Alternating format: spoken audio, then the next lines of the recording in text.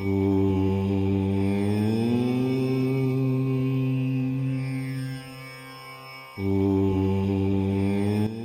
संहिता का प्रथम खंड का अध्याय 10वां। श्री हरि को सृष्टि की रक्षा का भार एवं त्रिदेव को आयुर्बल देना। परमेश्वर शिव बोले, हे उत्तम व्रत का पालन करने वाले विष्णु, तुम सर्वदा सब लोकों में पूजनीय और मान्य होंगे।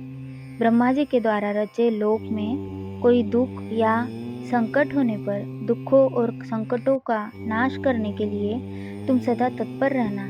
तुम अनेकों अवतार ग्रहण कर जीवों का कल्याण कर अपनी कीर्ति का विस्तार करोगे।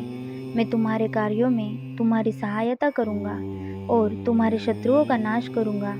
तुम में और रुद्र में कोई अंतर नहीं है। तुम एक दूसरे के पूरक हो। जो मनुष्य रुद्र का भक्त होकर तुम्हारी निंदा करेगा, उसका पुण्य नष्ट हो जाएगा और उसे नरक भोगना पड़ेगा। मनुष्य को तुम भोग और मोक्ष प्रदान करने वाले और उनके परम पूज्य देव होकर उनका निग्रह, अनुग्रह आदि करोगे। ऐसा कहकर भगवान शिव ने मेरा हाथ विष्णु जी के हाथ में देकर कहा, तुम संकट के समय सदा इनकी सहायता करना तथा सभी को भोग और मोक्ष प्रदान करना तथा सभी मनुष्यों की कामनाओं को पूरा करना। तुम्हारी शरण में आने वाले मनुष्य को मेरा आश्रय भी मिलेगा तथा हम में भेद करने वाला मनुष्य नरक में जाएगा। ब्रह्मा जी कहते हैं, देवर्षि नारद, भगवान शिव का यह वचन सुनकर मैंने और भगवान विष्णु ने महादेव जी को प्रणाम कर धीरे से कहा, हे करुणानिधि भगवान शंकर, मैं आपकी आज्ञा मानकर सब कार्य करूँगा। मेरा जो भक्त आपकी निंदा करे उसे आप नरक प्रदान करें। आपका भक्त मुझे अत्यंत प्रिय है।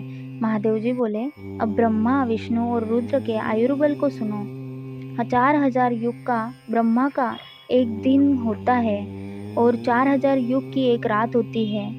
30 दिन का एक महीना और 12 महीनों का एक वर्ष होता है। इस प्रकार के वर्ष प्रमाण से ब्रह्मा की 100 वर्ष की आयु होती है और ब्रह्मा का एक वर्ष विष्णु का एक दिन होता है। वह भी इसी प्रकार से 100 वर्ष जिएंगे तथा विष्णु का एक वर्ष रुद्र के एक दिन के बराबर होता है और वह भी इसी क्रम से 100 वर्ष तक स्थित रहेंगे। तब शिव के मुख से एक ऐसा श्वास प्रकट होता है जिसमें उनके 21,600 दिन और रात होते हैं। उनके 6 बार सांस अंदर लेने और छोड़ने का एक पल और 8 घड़ी और 60 घड़ी का एक दिन होता है। उनके सांसों की कोई संख्या नहीं है, इसलिए वे अक्षय है। अतः तुम मेरी आज्ञा से सृष्टि का निर्माण करो। उनके वचनों को सुनकर विष्णु जी ने उन्हें प्रणाम करते हुए कहा कि आपकी आज्ञा मेरे लिए शिरोधार्य है। यह सुनकर भगवान शिव ने उन्हें आशीर्वाद दिया और अंतर्धान हो गए। उसी समय से लिंग पूजा आरंभ हो गई। ओम नमः शिवाय।